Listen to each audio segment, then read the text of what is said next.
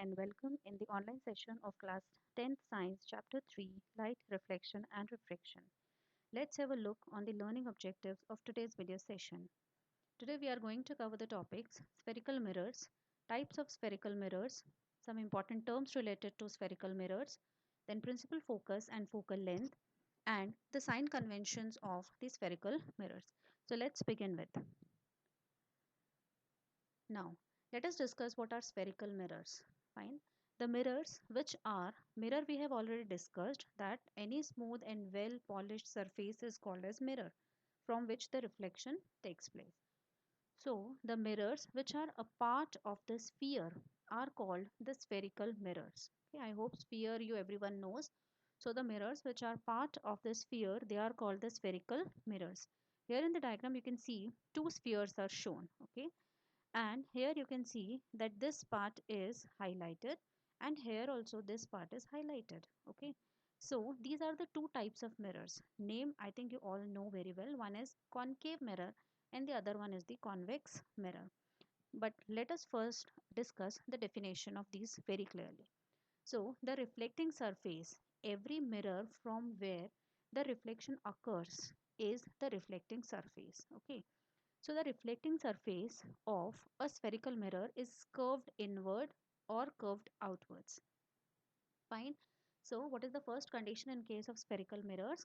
That the reflecting surface from where the reflection occurs is either curved inwards, is either bent inwards, or it is curved outside. So these are the two conditions. Based on that, there are two types of spherical mirrors. Now, a spherical mirror is that mirror whose reflecting surface is a part of a hollow sphere of glass. Okay, so this we are considering as a hollow sphere of glass, and a spherical mirror is a part of this hollow sphere of glass. Okay, so this highlighted part is the concave mirror. Now you can see here this bold line here in black is the concave mirror. Okay, now this part is bent inwards. Okay, this is the concave mirror, and here you can see if I highlight this part outside, means now it is protruding out, it is bent outside, so this becomes the convex mirror.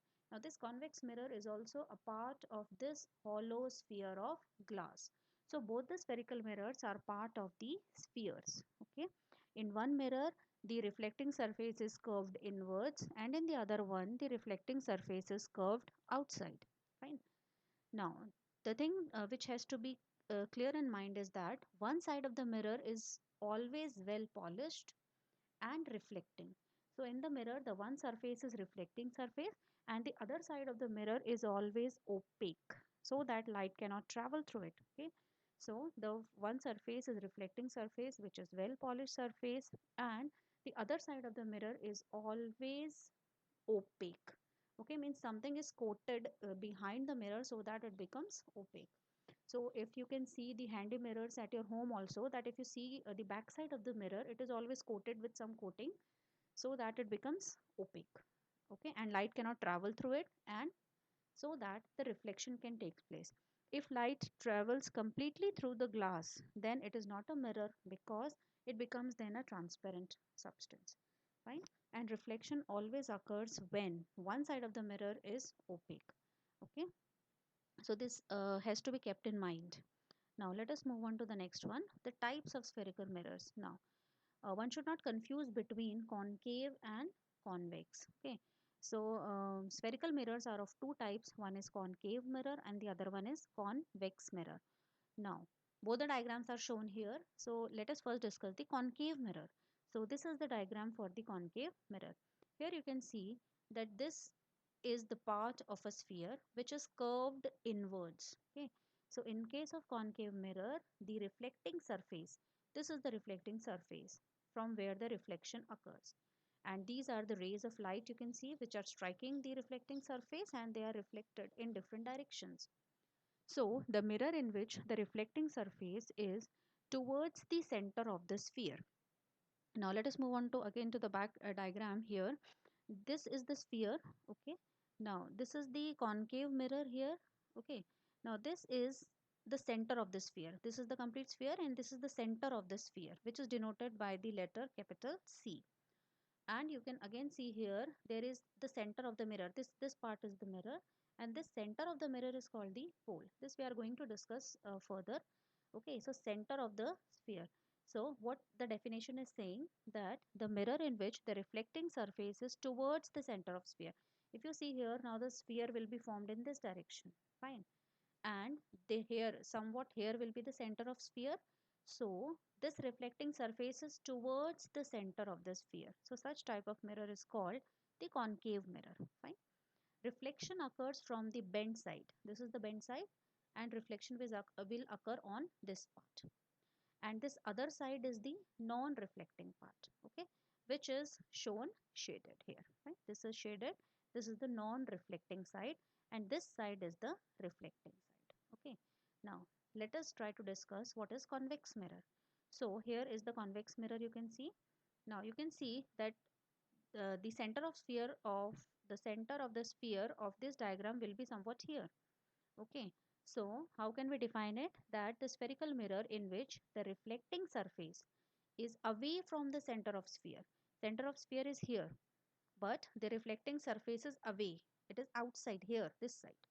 So it is away from the center of sphere, and such type of mirrors are called the convex mirrors. Okay, or in definition, in simple language, you can define it as that concave mirrors are the mirrors whose reflecting surface is bent inwards, and the convex mirror is the mirror whose reflecting surface is bent outwards. Okay, this is the simple language definition for these two mirrors.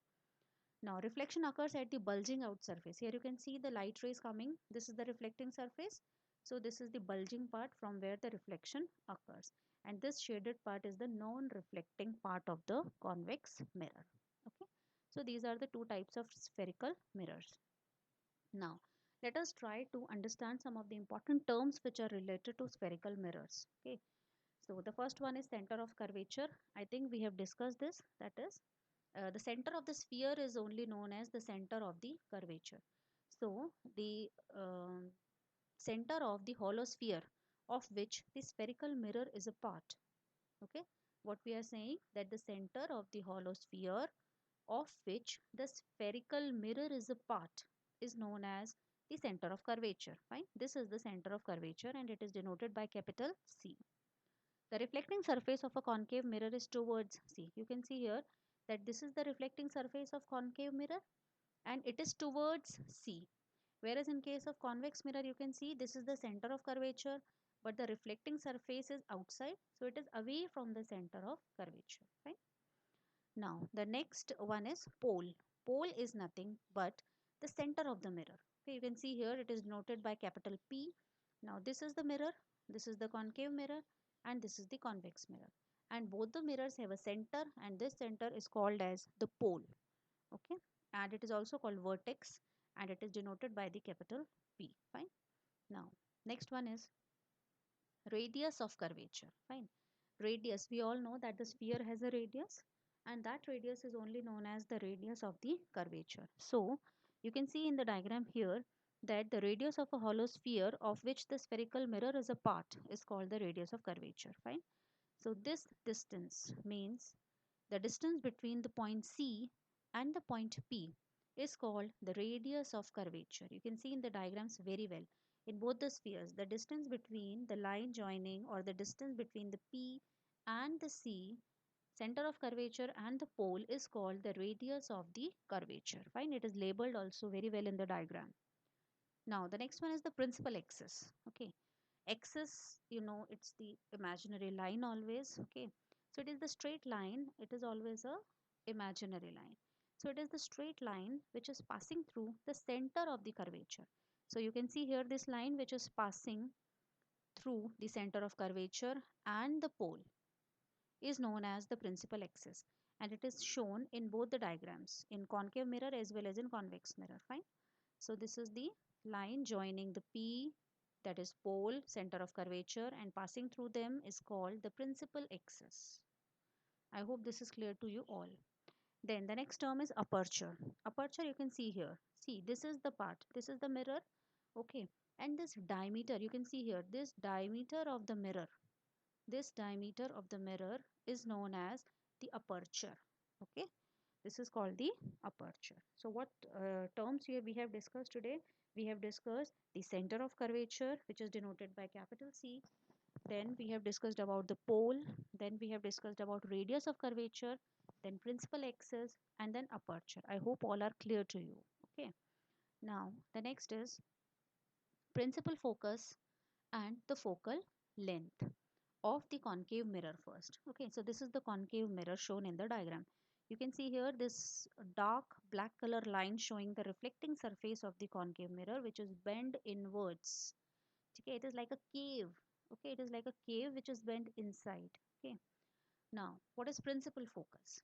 It is the point on the principal axis of the mirror at which the rays of light incident on the mirror in a direction parallel to the principal axis actually meet after reflection from the mirror. Okay, so let us try to understand this definition with this diagram. So in the diagram you can see many parallel rays are coming towards the mirror. Okay, now this is how many, let us count how many. 1, 2, 3, 4 and 5. 5 light rays are coming towards the concave mirror and all have struck the mirror. All have struck the mirror, that means all will be reflected now. Okay, so let us see the first one. This is reflected in this direction and it is meeting at point F. The second light ray also after reflection meeting at point F. Third also after reflection meeting at point F. This fourth also and this fifth also. Fine, they all are coming and meeting at one point which is denoted by letter F. Okay, so what are we going to say? That when a parallel beam of light strikes the concave mirror, after reflection, they meet at a single point, and that point is present on the principal axis. This is the principal axis. So this point is present on the principal axis, and this point is known as the principal focus of the concave mirror. Fine. So in simple language, how can we say? When a parallel beam of light after striking the concave mirror meet at a point which is present on the principal axis, that point is called the principal focus or simply focus also. Right? This is called the principal focus or focus, and the point is present on the principal axis. Fine, I think this is clear. Now, what is focal length? Focal length is the distance of principal focus F of the mirror. Every mirror has its separate principal focus. So the distance between the principal focus and the pole, you can see here this distance. Fine. The distance between capital F, that is focus point, and the pole of the mirror, this distance is called the focal length. Fine, and this is denoted, you can see here downside it is written focal length, the distance between F and P, this is focal length, and it is denoted by the letter small f. Fine. Concave mirror converges the parallel beam of light falling on it. You can see it is very clear from the diagram that when a parallel rays of light come towards the concave mirror, what the concave mirror does, it combines all the parallel rays at one point, and that's why concave mirror is called the converging mirror. Converge, what is the meaning of the word converge? Combine. It combines the parallel rays of light, and that's why concave mirror is called the converging mirror. Okay, now let's move on to the next slide. Now, principal focus and focal length of a convex mirror. Now, what is about the convex mirror? Now you can see here the parallel rays of light are coming on the convex mirror. Okay, now what, this is the protruding part, this part of the mirror is reflecting. Okay, it is bent outside, hence it is a convex mirror. So from here the parallel rays are coming and they are reflected in this direction. See, the first one is reflected like this, the second coming is reflected like this, third coming reflected in the same direction or the same path, fourth one is here and fifth one is here. So you can see that the reflected rays are not parallel to each other. Fine, then what will happen, how they will meet at one point? Okay, so let us now read the definition. It is the point on the principal axis. Now you see convex mirror, the sphere will be at this side, principal axis will be in this direction, center of curvature will be somewhat here. Okay, so the point on the principal axis of the mirror from which the rays of light incident of the mirror on the mirror in a direction parallel to the principal axis appear to diverge after reflection from the mirror. So you can see here, if you back extend these Now we it is very clear to all of us that these reflected rays will never meet because they are moving in different directions. So if we back extend them, so this we have extended the first one with dotted lines. This second one reflected ray we have extended back. Then the third one we extended back, fourth also. And if we extend all of them, they appear to meet at one point. I am using the word they appear to meet at one point. They are not actually meeting. So appear to meet. When the rays appear to meet, when we back extend them and try to converge them at one point, they are always shown in dotted form. So they appear to meet at one point, and this point is now called the principal focus of convex mirror. Okay, and this principal focus is also shown with capital letter F. Okay, and then next is focal length. Focal length is again the same. The distance between the principal focus and the pole of the mirror is called the focal length, and it is denoted by the letter small f. Okay, now you can see here that it appears that these reflected rays are diverging from this point, right? It appears that all the rays are coming out of this point F and going in different directions. So what is concluded here that convex mirror, it always diverges the parallel beam of light. After reflection from the convex mirror, the rays of light which were parallel before, they get diverged. They start moving in different directions. So what is the function of convex mirror? It diverges the rays of light. It distributes the parallel rays of light. And hence convex mirror is known as the diverging mirror. Okay. Now there is one note here to be remembered. Focal length f of a spherical mirror is half the radius of curvature. Okay. You can see here this length, this f, small f, is equal to r by 2. R is the radius of the curvature we have discussed before. So this focal length is always half the radius of curvature. This we have to remember.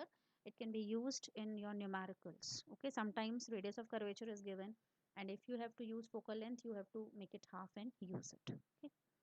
Now, moving on to the next one, sign conventions.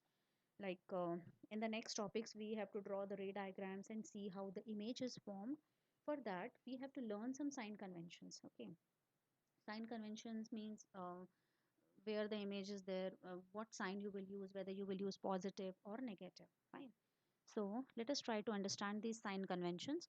The principal axis of the mirror, see both the mirrors are shown here. This is concave mirror, this is convex mirror. Fine. So this is the principal axis shown here. This is the center of curvature of this sphere. This is the principal focus. Now for convex mirror also, this side is the principal focus and this is the center of curvature. Okay. So the principal axis of the mirror is taken along x-axis, right? In maths you have studied x coordinates, x-axis, y-axis coordinates, you have studied, fine? So if you consider this principal axis as the x coordinate and the pole P of the mirror is the origin. Okay, so this is the origin point. P is taken as the origin point and this is the x coordinate. If we draw a vertical line here, that will be y coordinate. Okay, now remember that the object is taken. Object means anything whose reflection will be seen in the mirror, that is the object. So object is taken on the left side of the mirror. Okay, so object is always taken on the left side of the mirror. That is, light is incident on the mirror from the left hand side. Fine, from left hand side the light will come. Now this is the reflecting surface, so light will come from this part when we draw, and this is the convex mirror, so light again will come from this side. Okay, now see the what are the sign conventions? That all the distances which are parallel to the principal axis of the spherical mirror are measured from the pole of the mirror. Okay, going back to the diagram, that any measurement which we have to take, that what is the distance of the object from the mirror, what is the distance of the image from the mirror, all the distances are always measured from the pole, that is the center of the mirror. Fine, this is one rule in both the mirrors. Then the distances measured in the direction of incident light are taken as positive, right? That means now the direction of the light is from the left side. So you can see here that anything which is coming from left towards the mirror, its direction is always taken as positive, fine? And anything which is going away from the mirror, its direction will be taken as negative. So it is shown here clearly. You can see, fine? Going away from the mirror is negative in this case. Okay, So this will be considered as negative. Anything which is present above the principal axis, if the image is present above the principal axis, then it will be considered as positive. Anything which is present below the principal axis, any image if formed below the principal axis, then it will be considered as negative. Okay. Now, see, anything which is going in the direction of the parallel beam of light. Now, light will always come from left hand side. So, light will travel in this direction. So, this direction is always taken as positive. Okay. This direction, reverse direction, is always taken as negative. In both the cases, here also you can see anything which is going from left to right is always taken as positive. Anything going from right to left is always taken as negative. Anything present above the principal axis is positive. Anything below the principal axis is known as signed as negative. Okay. So that is only written here that the distances measured in a direction opposite to the direction of incident light are taken as negative. Okay, any distance measured in the direction of light is positive. Any distance measured in opposite direction of light is negative. Height measured upward and perpendicular to the principal axis is positive. Height measured downwards and perpendicular of the principal axis is taken as negative. Okay, when you will solve the numericals, these sign conventions will be very useful to you, right? Where the image is formed, whether the image sign has to be taken for positive or negative. If it is object distance, it will be positive or negative. That time these sign conventions will be used. Okay, so let us see what we have learned today. So today we have learned about the spherical mirrors. The mirrors which are a part of sphere are spherical mirrors. Then two types of spherical mirrors we have discussed, concave and convex. Concave is bent inwards and convex is bent outwards.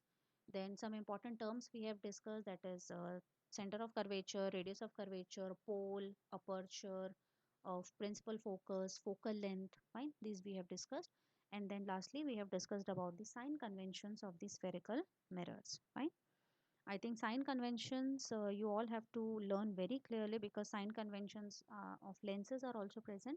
So in the sign conventions, what we have done, we have taken principal axis as the x coordinate, and then pole is taken as the origin point.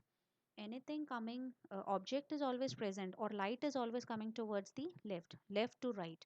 So left to right direction is always positive, right to left is always negative. Anything present above the principal axis, any distance measured above the principal axis is positive, and below the principal axis, distance measured is always negative. Okay, so just go through it once again.